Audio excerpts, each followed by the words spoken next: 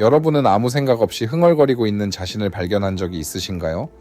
샤워를 하다가 그럴 수도 있고 운전을 하다가 그럴 수도 있습니다. 혹은 혼자 산책을 하다가 자연스럽게 흥얼거리게 될 수도 있죠. 만약 그런 경험이 있다면 그 순간 여러분의 뇌와 신경계가 아주 정교한 일을 하고 있다는 사실을 아셨으면 합니다.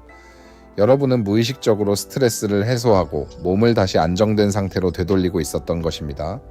우리가 흥얼거릴 때 몸에서는 여러 가지 변화가 일어납니다. 미주신경 바구스 네이버이 활성화되고 체내에서 산화질소 니트릭 오사이드가 분비되며 뇌파가 변화하고 감정을 조절하는 신경 경로가 활성화됩니다. 오늘은 단순히 흥얼거리면 마음이 편안해진다 수준이 아니라 실제로 우리 몸과 뇌에서 어떤 일이 일어나는지 깊이 이야기해 보려고 합니다.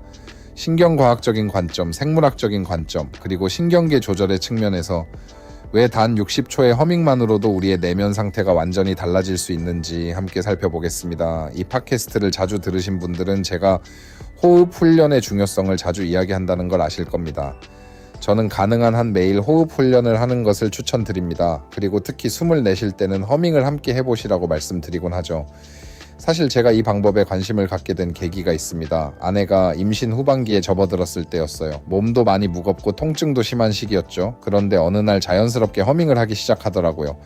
그리고는 이걸 하면 몸이 훨씬 편안해지고 긴장이 풀리는 느낌이 든다고 이야기했습니다. 저는 원래 임신한 여성들이 누구보다 자신의 몸과 깊게 연결되어 있다고 생각해 왔기 때문에 그 말을 듣고 굉장히 흥미가 생겼습니다. 그래서 허밍에 대해 본격적으로 연구해 보기 시작했죠. 그리고 연구를 해보니 정말 놀라운 점이 많았습니다. 그 이후로 저 역시 꾸준히 허밍을 실천하고 있습니다. 심지어 제 아들도 태어난 이후부터 자연스럽게 허밍을 접해왔는데요. 재미있는 건 아이가 18개월쯤 되었을 때부터 제 가슴 위에 앉아서 스스로 허밍을 하기 시작했다는 겁니다. 그냥 편안하게 쉬면서 말이죠. 그렇다면 허밍을 할 때 우리 몸에서는 정확히 어떤 일이 일어나는 걸까요? 허밍이 뇌에 미치는 영향, 우리가 허밍을 하면 스스로 만들어낸 리드미컬한 소리를 반복하게 됩니다. 그리고 우리의 뇌는 리듬을 아주 좋아합니다. 왜냐하면 리듬은 다음과 같은 효과를 빠르게 만들어내기 때문입니다. 신경신호 패턴을 안정시키고 뇌의 여러 영역을 동기화시키며 불안으로 이어지는 혼란스러운 신호를 줄여줍니다. 실제로 이 EEG 뇌파 검사 연구에 따르면 허밍이나 챈팅 같은 발성은 알파파 알파 웨이브를 증가시키는 것으로 나타났습니다. 알파파는 다음과 같은 상태와 관련이 있습니다. 편안하지만 또렷한 집중 상태, 창의성, 명상 상태, 즉 마음은 편안하지만 의식은 깨어있는 상태라고 볼 수 있습니다. 또한 허밍은 우리의 감정뇌라고 불리는 변형의 림빅 시스템도 자극합니다.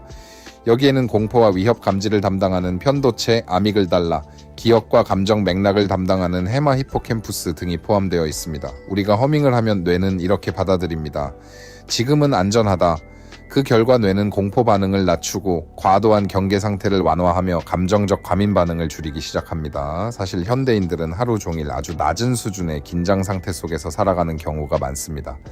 항상 약간의 불안과 경계심이 깔려있고 몸은 무의식적으로 계속 자신을 보호하려고 하죠. 그리고 그 상태가 아침에 눈을 뜨는 순간부터 잠들 때까지 이어지는 경우도 많습니다.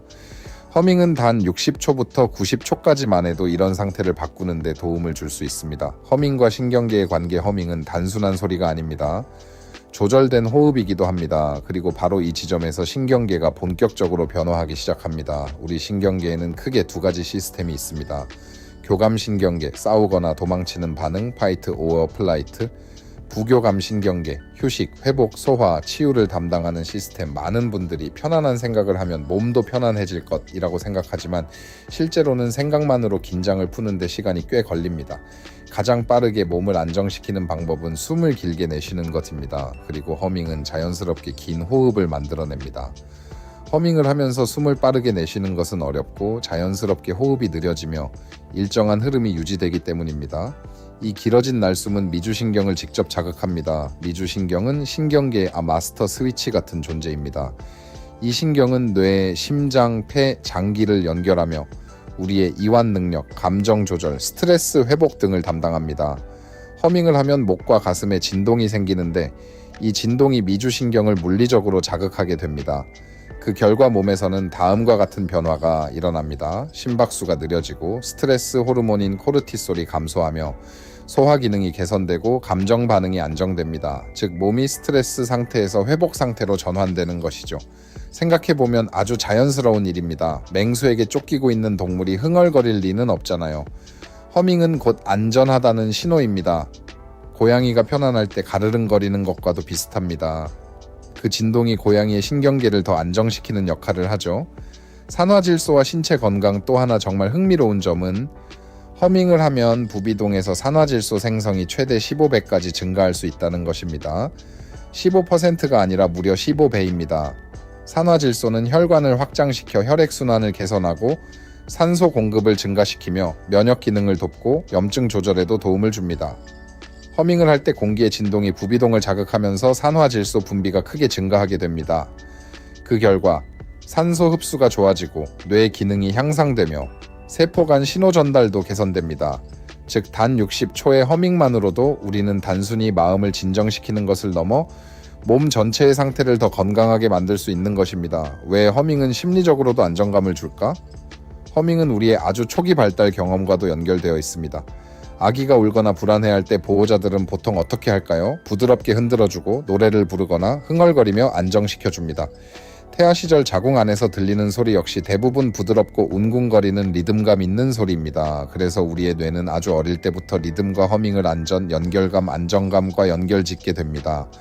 성인이 되어 허밍을 하는 것은 결국 스스로를 안정시키는 행위라고 볼 수 있습니다. 그리고 사실 많은 사람들이 힘든 이유는 삶 자체가 어려워서라기보다 자신의 신경계를 조절하는 방법을 배우지 못했기 때문일지도 모릅니다.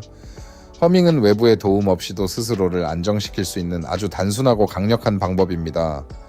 마지막으로 우리는 모두 생각을 더 잘 통제하고 싶어 합니다. 하지만 동시에 우리의 생리적 상태에도 더 접근할 수 있어야 합니다. 왜냐하면 뇌는 몸과 분리된 존재가 아니기 때문입니다. 뇌는 항상 몸에 신호에 반응하고 있습니다.